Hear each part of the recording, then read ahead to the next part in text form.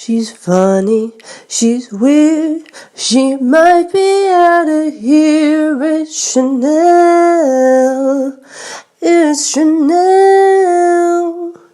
She's awkward, she's great, you better celebrate. It's Chanel, it's Chanel, ain't it swell? Whee!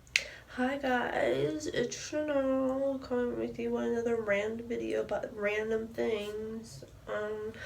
I thought since I wasn't able to see BTS live like I intended on 2 weeks ago, that I should do what I would have done if my hair was, oh my god, if my hair was in the state that it is now. So yeah, some of the supplies are not with me at the moment. So I'll probably be going in and out of the bathroom, that doesn't matter because I'll be cutting it. And so yeah, I'll be getting my Luster's Curl Texturizer Styling Spray. Moisturizers for waves and short cuts. I don't know if I have that, but it works to get the hair moisturized. So I like to spray. We're talking to make sure the hair is moisturized and curls are somewhat defined. Oh my gosh. I'm gonna get a holder because this is ridiculous. So we're back.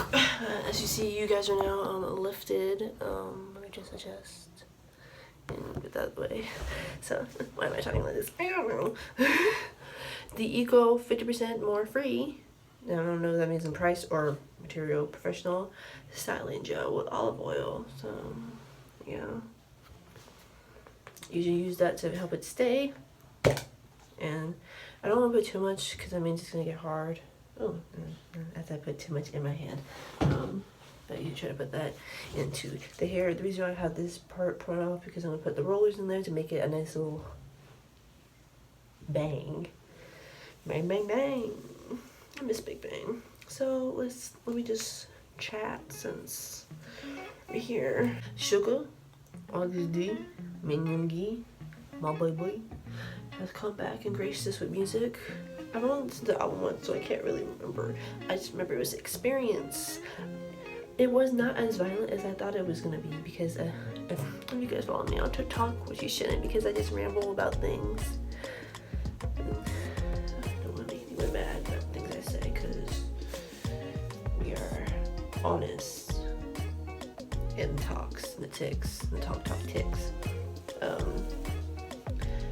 I said that Oog made me feel like I wanted to kick a trash can, and I expected D2 by Agust D to make me want to commit arson.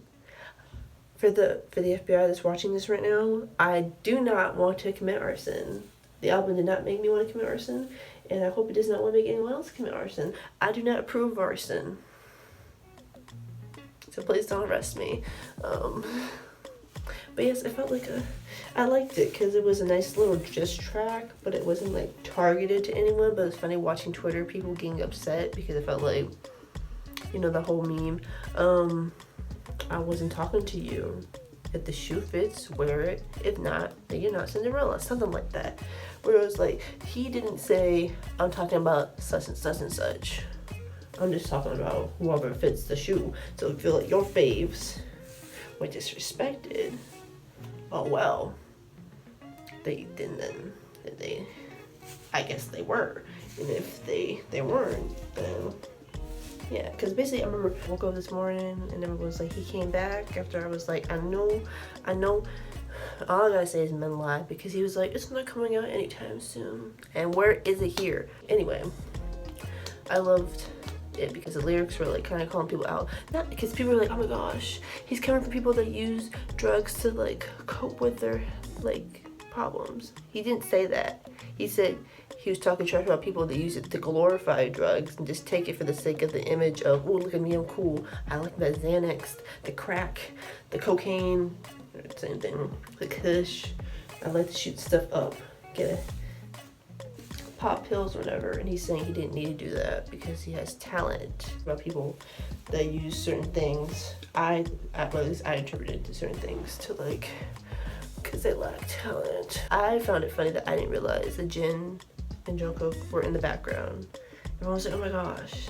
And I was like, what? And I looked back and I was like, they were in there fighting as they would. I don't know, I found it to be a teaching moment, because I guess they're saying the scar on his face represents that, like in the older times in Korea, that people, if they had a scar on their face, either they were men, they wouldn't be able to be rulers, or if they were women, they couldn't marry to be like into like the royalty. And the fact that he was wearing the scar and was represented as a royalty was like a big FU to the system.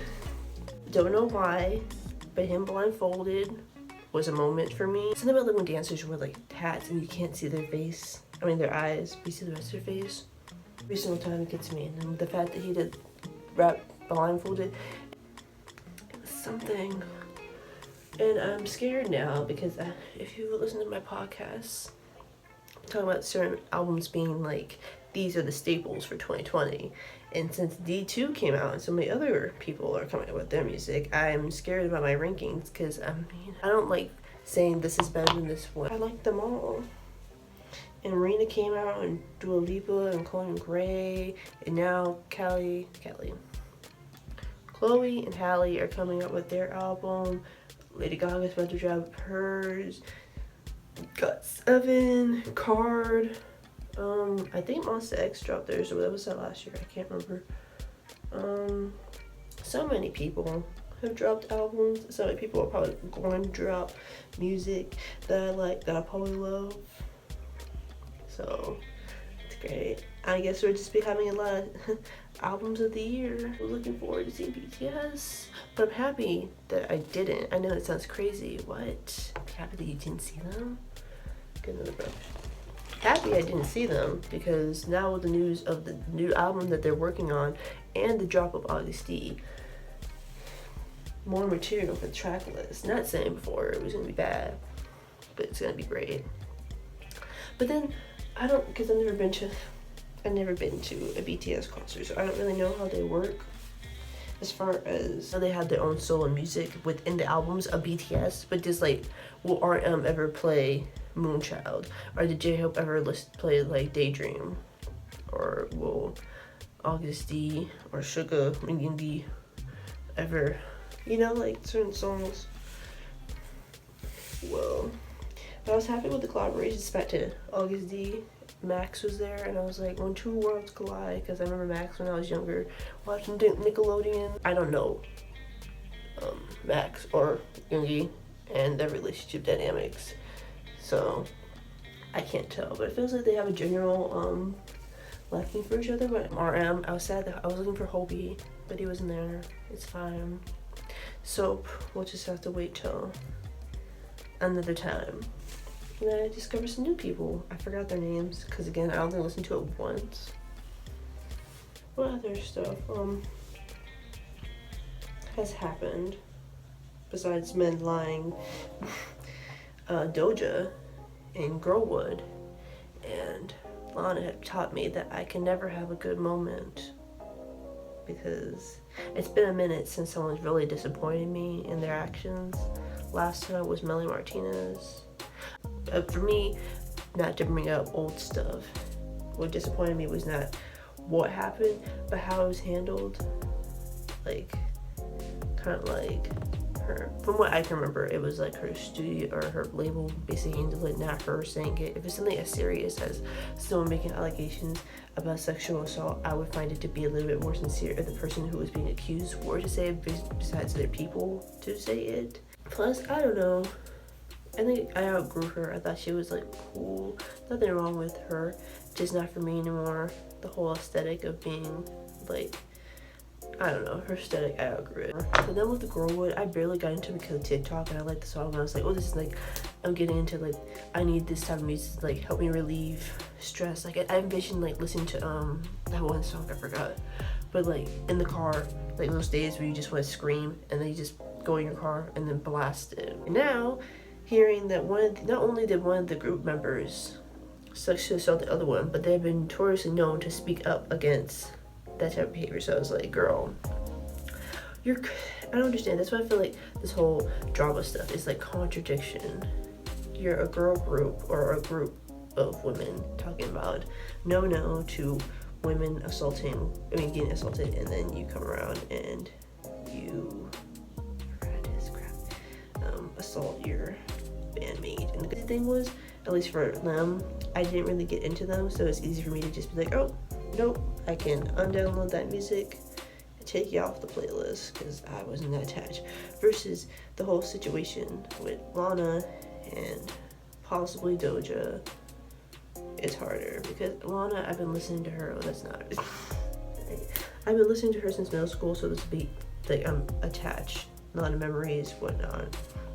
For her to say what she said, how she said it, more how so, but then what she said, because I can get the premise of what she was trying to say. How she said it and what she used to get that point across is what is disappointing me, and I feel like what it's doing to a lot of people. Because yes, you can talk about how you feel like your music isn't being respected as much as other people because of the way the system was, but the fact that you had to bring up other women that you claim that you adore, it was also the way she handled the situation seemed very immature for an adult. Because I would think if you're an adult and you see people getting upset about what you said and how you said it, being who you are, like, you have to understand, you're a white, heterosexual, cis woman in the industry complaining about not being represented as much as these mainly women of color. The fact that you're upset that people twisted your words, and like, you didn't understand. And the thing is, you're doing the same thing that they're doing, but just doing it differently as in the genre, the sound.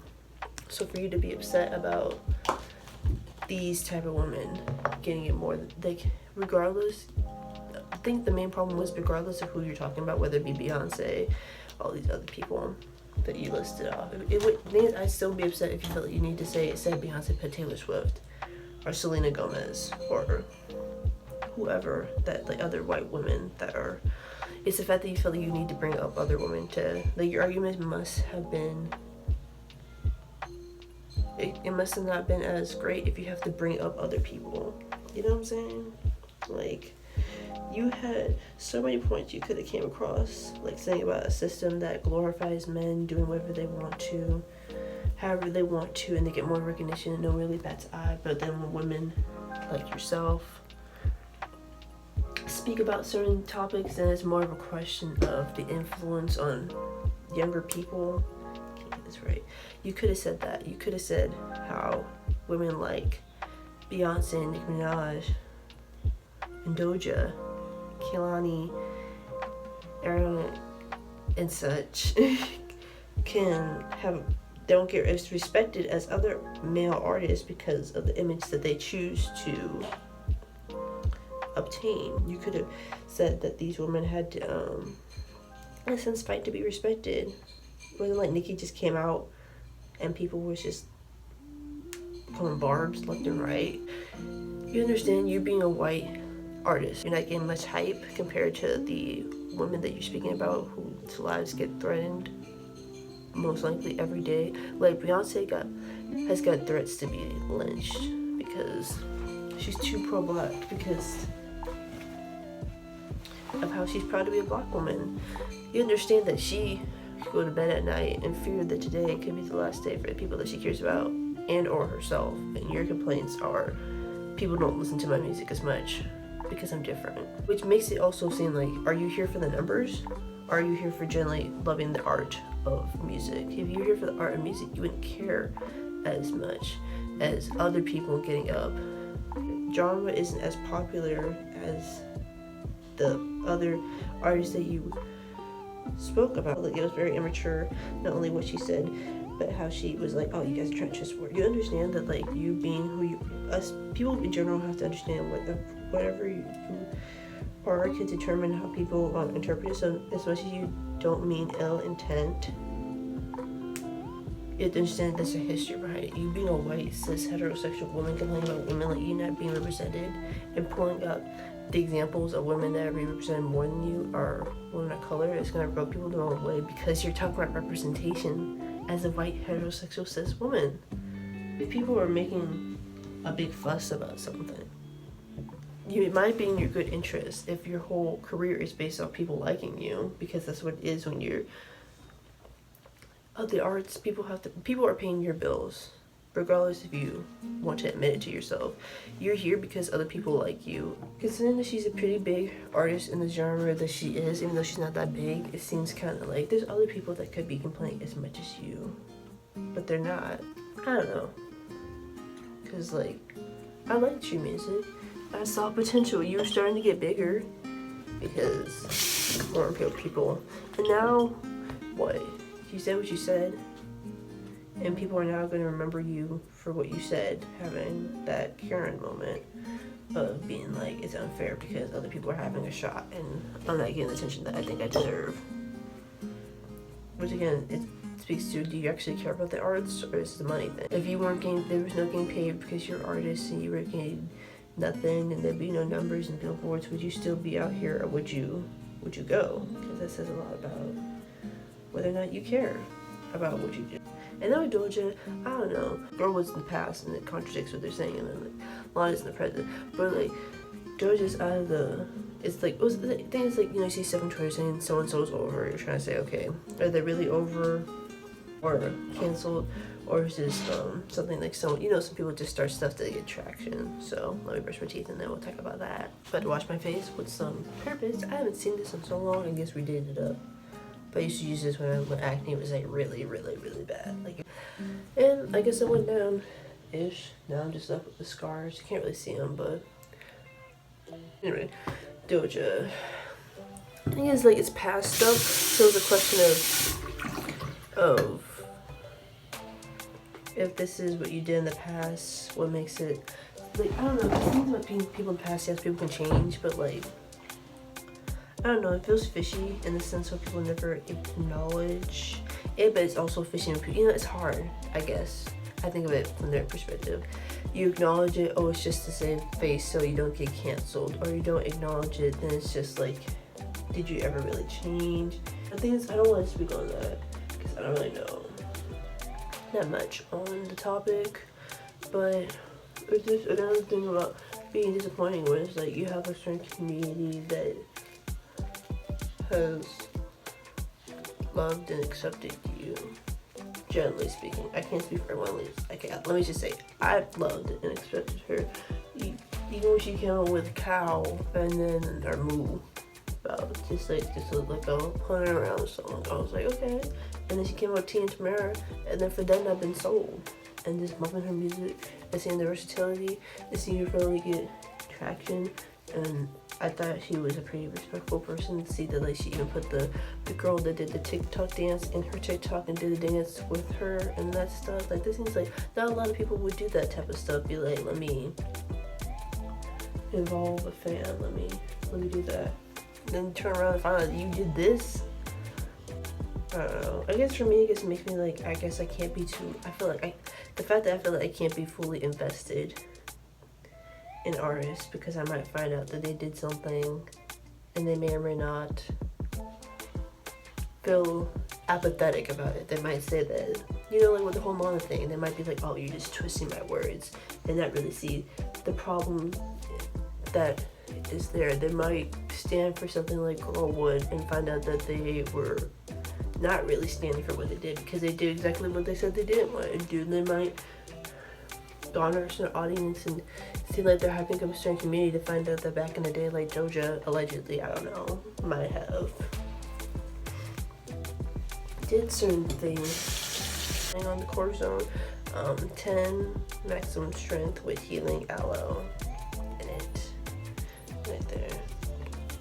My cousin and my aunt recommended this to me a couple of Thanksgivings ago. Went up to Thanksgiving and they were like, oh, it helped clear up my skin. I guess they were noticing that mine was not that great, but it helped. And then this is moisturizing gel with aloe from Trader Joe's. It's Mental Health Awareness Month, so I guess I'll talk about my own mental health since it is Mental Health Awareness Month, or my thoughts on mental health. I feel like the reason for my downfall as far as my lack of knowledge on my own mental health is because I never was really aware of it, because never taught in school, never really home.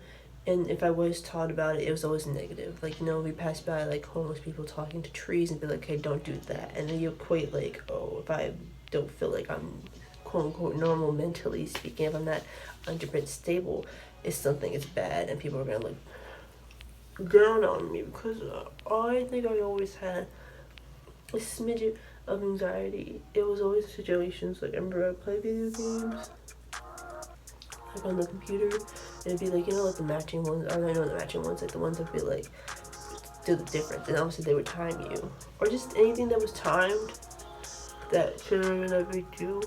I always felt like this feeling of like anxiousness. I didn't know what it was. I just felt like this like uncomfortableness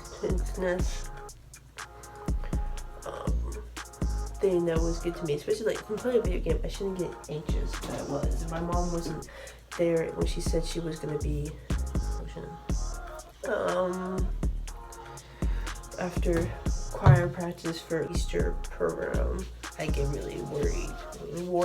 They would say, I look around, she said that she was supposed to be there when I got gone. I didn't see her car, so it must mean something bad would happen. I think it was middle school when I first started having full-on anxiety attacks. The whole thing of like, it hurts, this pain, it's not like my body's forcing me to go, I guess, to relieve the pain of anxiety. And it always came right before PE, because I hated PE. I always got anxious before PE, but I didn't know that, so I get weirded out, like, why is it second period before I go to my third period PE class? It did help that if I felt or I exuded some sense of anxiety, it was met with other people getting mad at me or upset with me. When my parents used to punish me, I felt like I was punishing myself. So when they would like, I remember my dad made a comment one time, because I was like, I wouldn't look him in their eyes like, oh, you're mad at me or something like that. I was 10. But really, I was more so mad at myself, and I felt ashamed that I couldn't look him in the face because I disappointed him for doing something so minor. But for myself, I took it to the extreme of, yes, I'm a terrible person, and I made this person that I look up to so highly disappointed. So that must be something wrong with me, that I can't look him in the face because I've brought so much shame on myself. I don't even know what I did. I just remember there'd be times we passed by and I'm like, I can't look at him because he's so mad at me and he hates me. I don't know, because I feel like it's hard, because I feel like the people that don't really understand what I'm going through always have these negative things to say and think that it's helping. And the people that are supportive are not only support, but they're supportive because they're all going through this similar thing. It's frustrating because, like, okay, so you don't get it, so you want to tell me how to be good about it by telling me that's my fault and I should get over it. Like, you're telling me all these things that I already tell myself. You're telling me that there's no logic in me stressing myself out, that wasn't that big of a deal because nothing bad came out of it. You're telling me that I'm my main problem because I put this onto myself, and that I should just get over it and just stop being anxious, because it's not easy to just turn on the switch because I turned it on myself. Here's huge. It's so real. And it's hard because, like, okay, I can't really come to these people for help because they don't get it, and if ever I become vulnerable with them, they're gonna make me feel like crap for not only being vulnerable but feeling what I feel. But I can't come to other people that feel the same way about it, or feel these similar things. As much as we can laugh and rant, they're not going to give me the real answers because they're not trained in these things, and we can just talk about it, but it's not going to solve problems. That's why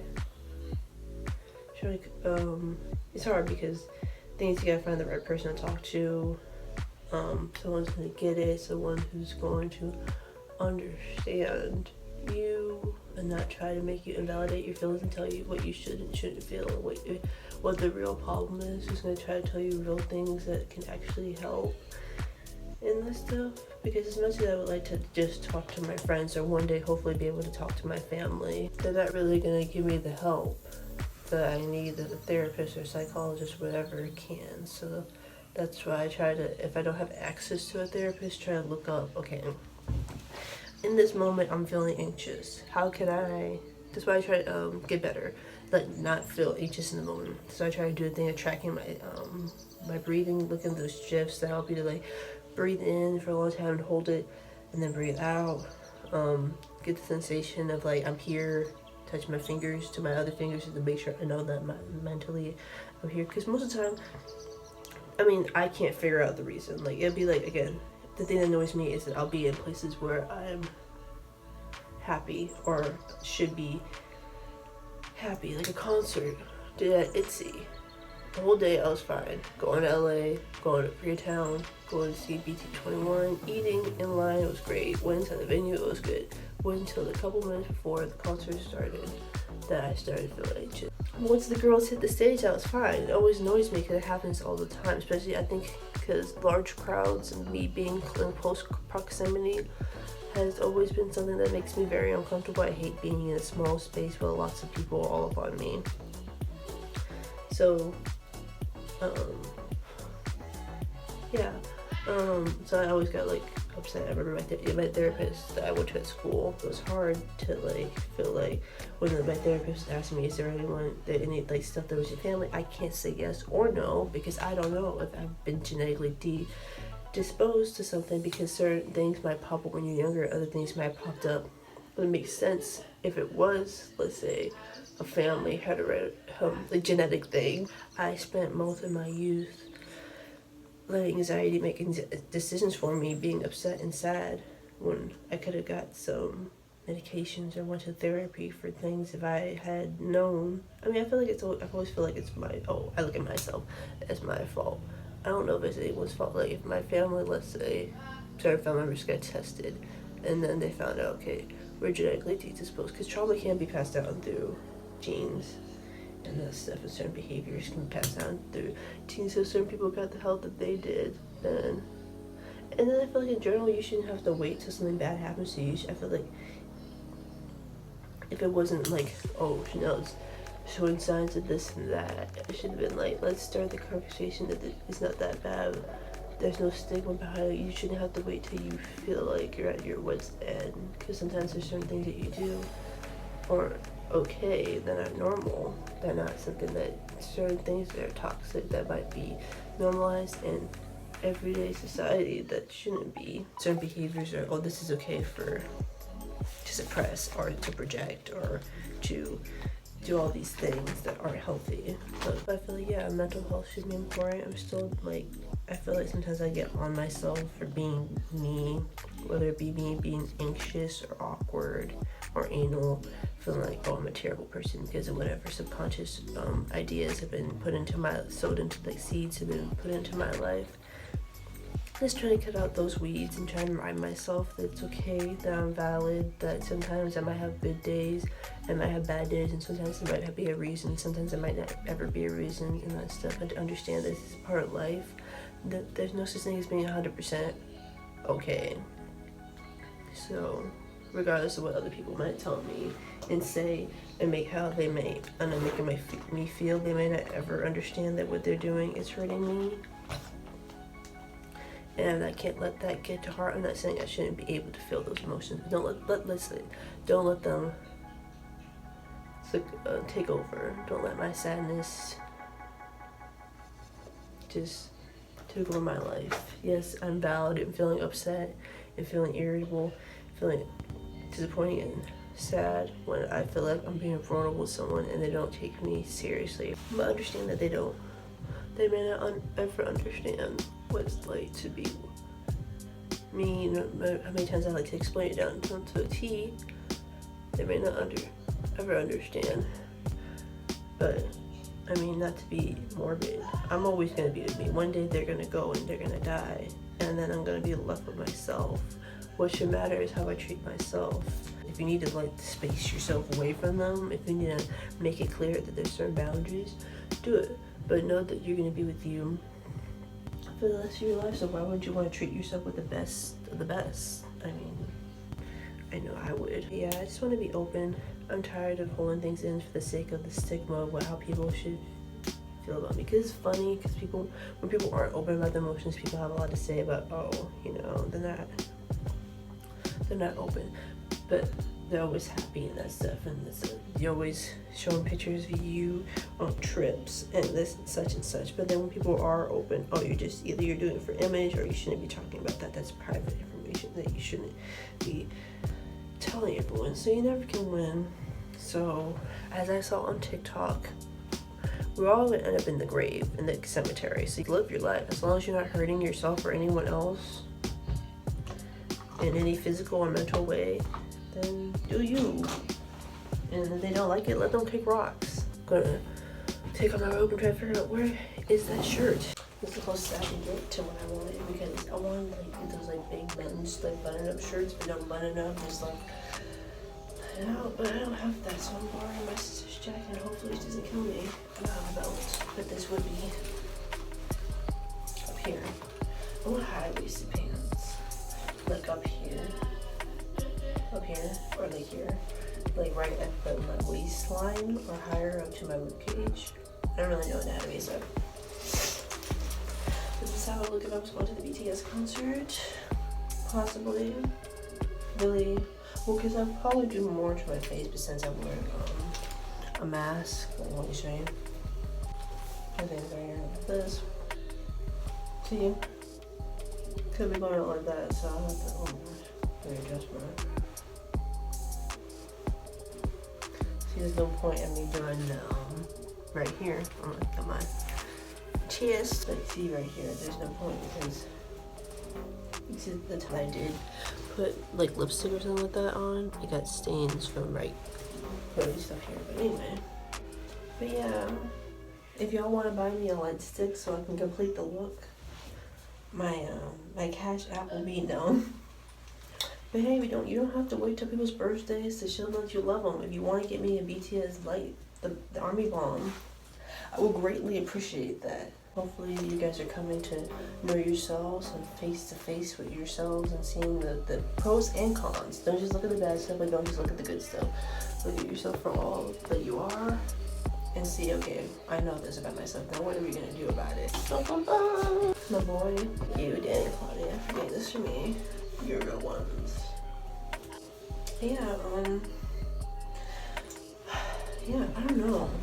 I feel like I should be having a creative awakening in this sense, since everyone's all like, you gotta do something in this pandemic. If Einstein can do what he did during the Spanish flu, and I'm like, I don't know, because Charlie XCX, I heard that she dropped her album, she did that all in like quarantine. Made me want to wish that I had talent, like, because I made a beat on GarageBand. I want to drop it, but like, people be taking people's stuff. I don't know how to do copyright. If y'all know how to do copyright, I use it for my podcast, but I need to copyright it if I want to put it out in public, because I made it out of boredom. I wasn't thinking of this much stuff, and it made sense. So I could do that. And the thing is, like, how can I write a song if I can't even write my essays? Hope y'all having a great day, boo. Bye. Bye. This is the outro. It means you ain't gotta go home, but you gotta get out, 'cause the end of the video.